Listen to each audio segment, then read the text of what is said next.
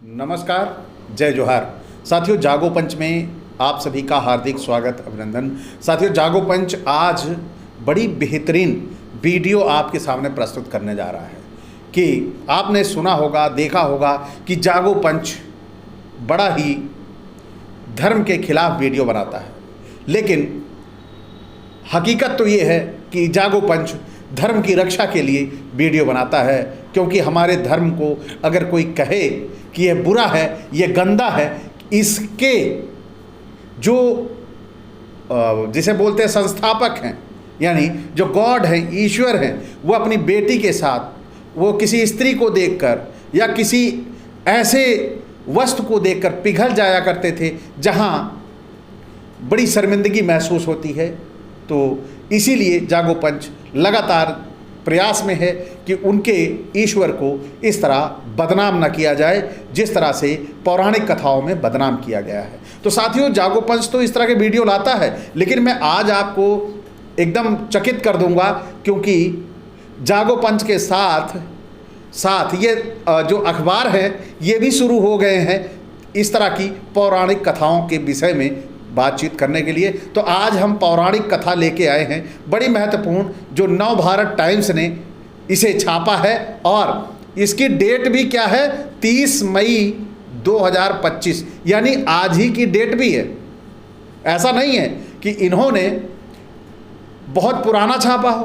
तो मुझे ये खबर मिली, जैसे ही खबर मिली मैंने सोचा सबसे पहले हमारे दर्शक भी देखें कि जो हमारे नेशनल मीडिया कहे जाते हैं, जो अछूते नहीं हैं इन सब चीज़ों से, उन्हें भी ऐसी खबरें छापने में आनंद महसूस होता है। आइए चलते हैं, इन्होंने छापा क्या है, मज़ेदार और रस लेके थोड़ा सुनिए, आप भी आश्चर्यचकित हो जाएंगे कि महाभारत काल में एक राजा जो मर गया था, उसके मरने के बाद उसकी रानी ने उनसे 7 बच्चे पैदा कर लिए। मरने के बाद सोचो, और जिंदा होते तो शायद और भी पता नहीं कितने करते, लेकिन जिंदा रहने पर उन्होंने एक भी नहीं पैदा किया। यह बड़ी सोचने वाली बात है, लेकिन कहानी है पौराणिक, तो ये बात तो बनती है कि मज़ेदार कहानी है। तो साथियों, ये लिंक भी आपको डिस्प्ले हो रहा है, और साथ ही साथ ये पूरी की पूरी कहानी जो नव भारत टाइम्स ने छापी है वो आपको डिस्प्ले होती रहेगी,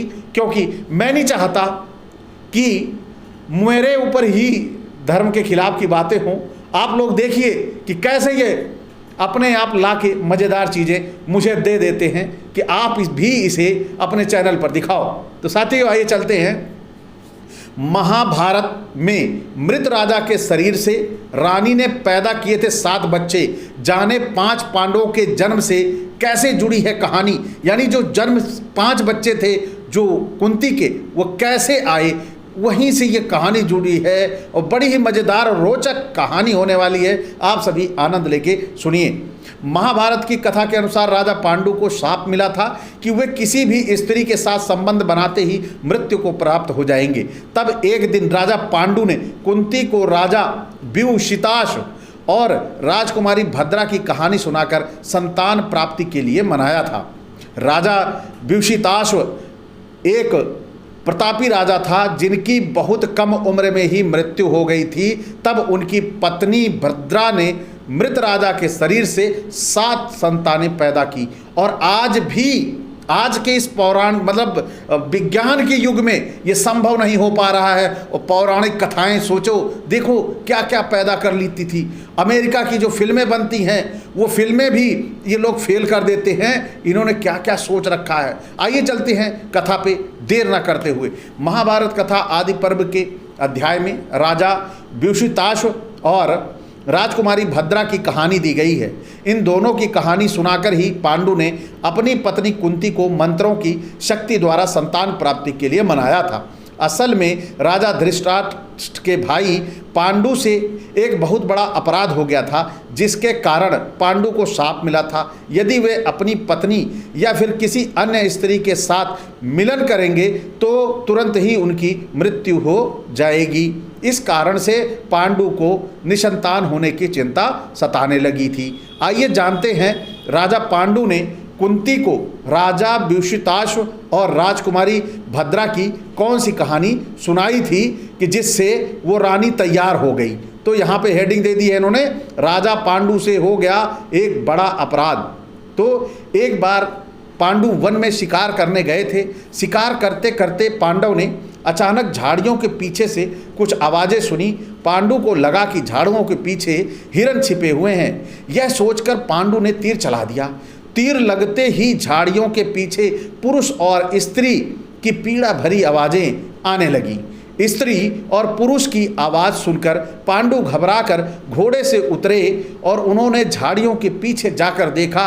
पांडु ने जब झाड़ियों के पीछे देखा तो उनके आश्चर्य का ठिकाना नहीं रहा। असल में पांडु ने भूलवश प्रेम में डूबे एक ऋषि और उसकी पत्नी को तीर से मार दिया था। मरते मरते ऋषि ने पांडु को शाप दिया कि उसी तरह पांडु अगर किसी भी स्त्री के साथ मिलन करेंगे तो उनकी तुरंत ही अकाल मृत्यु हो जाएगी। पांडु को शाप देकर ऋषि दंपति दोनों ने प्राण त्याग दिए। पांडु परेशान होकर घर पहुंचे। तो यहाँ पर साथियों देख रहे हैं, ऋषि झाड़ियों में, हमारे ऋषि मुनि कितने महान हुआ करते थे, वो झाड़ियों में जाकर अपना मिलन कर रहे थे। और ऐसे ही आज हमारे समाज में, जैसे आपने मध्य प्रदेश की घटना वायरल हो रही है, आपने देखा होगा कि बीच सड़क पर एक भाजपा का नेता धाकड़ बीच सड़क पर ही वह मिलन करने लगता है और उस मिलन को वहाँ के जो कैमरे लगे थे उन्होंने कैद कर लिया। तो ये बात तो वही हो गई कि जो उस मिलन को ज़्यादा से ज़्यादा लोगों तक उसने पहुंचा दिया। तो यहाँ पर निश्चित है धाकड़ का भी अधिकार बनता है कि वो श्राप देकर उन सभी को दंडित करे, लेकिन बेचारा आज वो धाकड़ खुद जेल की यात्रा कर रहा है। चलिए, कहानी कुछ मिल रही थी वर्तमान की और पौराणिक की, तो लगा कि आपको बता दूं कि हमारे समाज में आज भी यही हो रहा है। ऋषि मुनि तो झाड़ियों के पीछे चले जाया करते थे, लेकिन आजकल के हमारे भाजपा के ऋषि मुनि सड़कों पे बीचों बीच आकर मिलन कर ले रहे हैं। यह बड़ा ही रोचक प्रसंग है। तो आगे देखिए क्या कहानी है। अपनी दोनों पत्नियों को लेकर वन में रहने लगे पांडु। पांडु ने अपनी दोनों पत्नियों माद्री और कुंती को यह पूरी घटना बताई। पांडु ने सब कुछ छोड़कर हमेशा के लिए वन में जाने की इच्छा जताई, लेकिन क्योंकि पांडु समझ चुके थे कि अब उन्हें शाप के कारण संतान प्राप्ति नहीं हो सकती थी। पांडु की निराशा देखकर दोनों पत्नियों ने भी पांडु के साथ जाने की जिद की। पांडु, कुंती, माद्री तीनों तप करके अपनी काम वासना को नियंत्रित करने लगे। यानी तप करने लगो तो काम वासना नियंत्रित हो जाती है। और वो ऋषि जो झाड़ियों के पीछे जाके मिलन कर रहा था, उसने अपनी काम वासना को नियंत्रित कर लिया था, इसलिए झाड़ियों के पीछे गया था। देखिए यहाँ पर क्या कहानी बताते हैं कि काम वासना तप से अपने वश में हो जाती है। और वो ऋषि जो झाड़ियों के पीछे था, क्या उसकी काम वासना नहीं थी क्या वो कि झाड़ियों के पीछे लगा था? अपनी कुटी में ये सब मिलन कर सकता था, लेकिन नहीं, वो कुटी में नहीं गया और वो झाड़ियों में लग गया। तो दोषी तो ऋषि भी था, लेकिन बेचारे यहाँ पर ये सभी तीनों लोग अपनी काम वासना को तप के जरिए सुधारने लगे। अब देखिए, तीनों वन में रहकर साधारण जीवन व्यतीत करते थे। तप करने के बाद भी पांडु के मन में संतान प्राप्ति की इच्छा रह रहकर आ रही थी। पांडु ने कुंती को बताई एक विचित्र कहानी। ये शीर्षक दे रखा है आगे। संतान प्राप्ति का कोई मार्ग ना दिखते हुए पांडु ने कुंती को राजा विषिताश्व और रानी भद्रा की कहानी सुनाई। असल में राजा विषिताश्व चंद्रवंश के प्रतापी राजा थे। राजा विषिताश्व के पिता का नाम राजा संखण था। राजा विषिताश्व का विवाह सुंदर राजकुमारी भद्रा के साथ हुआ था। राजा विषिताश्व बहुत प्रतापी राजा थे, लेकिन एक गंभीर रोग की वजह से राजा विषिताश्व की मृत्यु बहुत कम आयु में ही हो गई। राजा विषिताश्व की मृत्यु के बाद भद्रा फूट फूट कर रोने लगी। एक प्रतापी और दयालु राजा की पत्नी की ऐसी दशा देखकर देवता भी दुखी हो गए।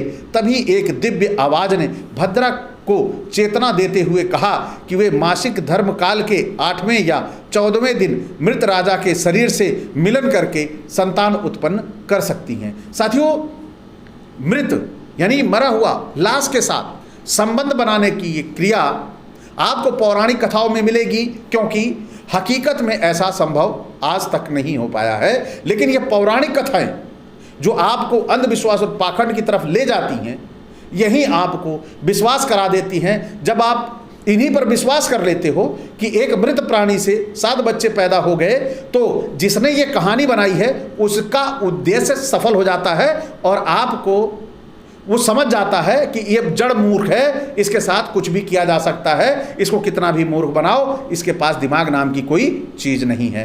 तो अब यहाँ पर देख लीजिए, ये मिलन की स्थिति बन गई कि आप इस दिन और मासिक धर्म के 8वें या 14वें दिन, तो मरने के 8वें या 10वें दिन के शरीर, जो मृत शरीर है, उसका क्या होगा ये आप कल्पना कर सकते हैं। बहुत सारी बातें हैं और दिमाग भी लगा सकते हैं साथ साथ कि कैसे हो सकता है ये, क्या संभव है, ये ऐसा हो सकता है। जब तक ये सवाल नहीं आएंगे तब तक आप ये अपने आप को ये समझिए कि आप अंधविश्वास और पाखंड से घिरे हुए हैं।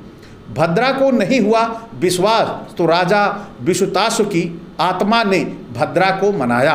यानी अब देखिए, भद्रा को विश्वास नहीं हो रहा था, तो जो देवता आए हुए थे वहाँ, जो देवता सती के जो सावित्री के पति के जान वापस दे दिए थे, यहाँ पर वो देवता वो जान वापस नहीं कर पाए।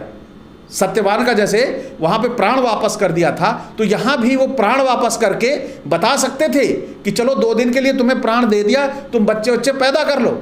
लेकिन यहाँ पर उन्होंने उसके प्राण नहीं दिए, उसके मृत शरीर से मिलन का बता दिया।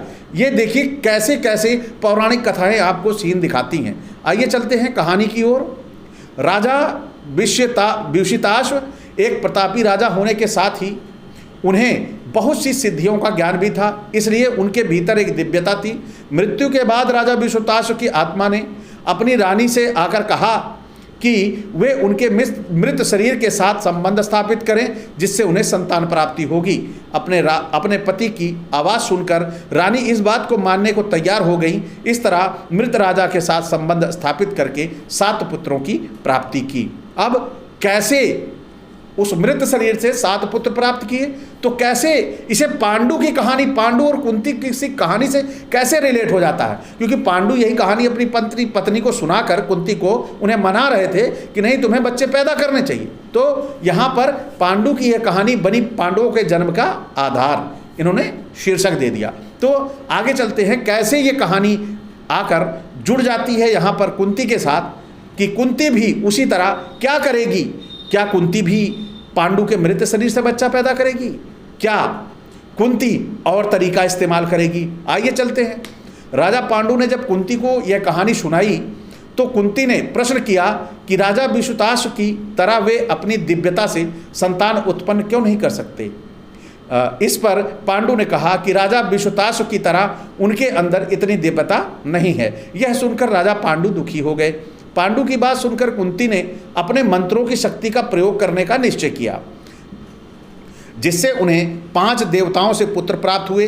युधिष्ठिर, भीम, अर्जुन कुंती की मंत्र शक्ति से जन्मे, जबकि कुंती ने माद्री का सहयोग किया, जिनसे नकुल और सहदेव का जन्म हुआ।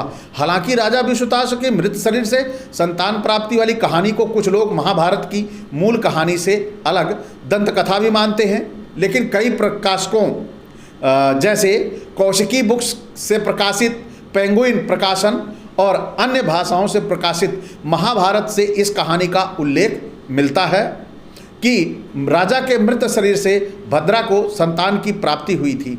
राजा के मृत शरीर से जो प्राप्ति हुई थी यह बहुत कम ही पुस्तकों में मिलता है, महाभारत में और कई पुस्तकों में मिलता है। वहीं महाभारत की मूल कहानी में इसका उल्लेख मिलता है कि राजा विषुताश्व को फिर से जीवन दान मिला, इसके बाद उन्हें संतान प्राप्ति हुई।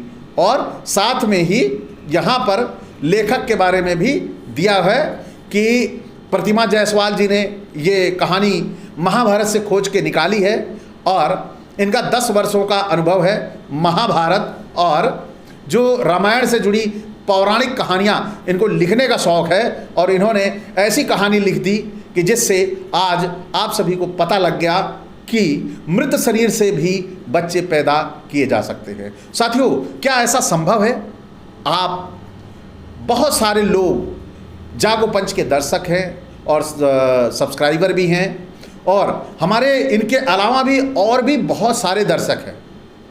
तो आप सभी तक ये वीडियो पहुंचता है और आप सभी से एक ही सवाल है, क्या मृत व्यक्ति से, वो भी 8वें से 10वें दिन 14वें दिन तक, क्या मृत शरीर के बाद इतने दिन के बाद बच्चे पैदा किए जा सकते हैं?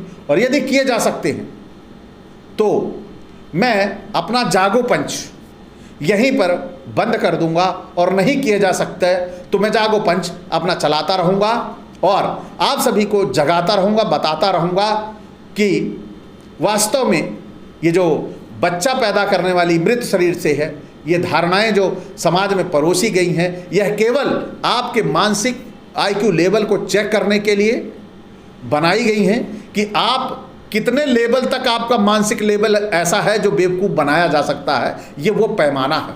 तो आप इस पैमाने को सिद्ध न करिए और अंधविश्वास और पाखंड से मुक्त होइए। इसी के साथ मैं आपसे एक ही अपेक्षा के साथ विदा चाहूँगा कि अगर आज का ये वीडियो आपको अच्छा लगा हो तो लाइक करें, साथ ही जो नए साथी देख रहे हैं वह चैनल को सब्सक्राइब करना ना भूलें, साथ ही बेल आइकन की घंटी भी दबा लें जिससे हमारे वीडियो का नोटिफिकेशन आपको मिल जाए कि जागो पंच का नया वीडियो आ गया है। और साथ ही साथ हमारे जागो पंच चैनल को आप ज्वाइन करें, ज्वाइन करके मुझे आर्थिक मजबूती दें। इसी के साथ आपसे मैं विदा चाहूँगा। नमस्कार, जय जोहार।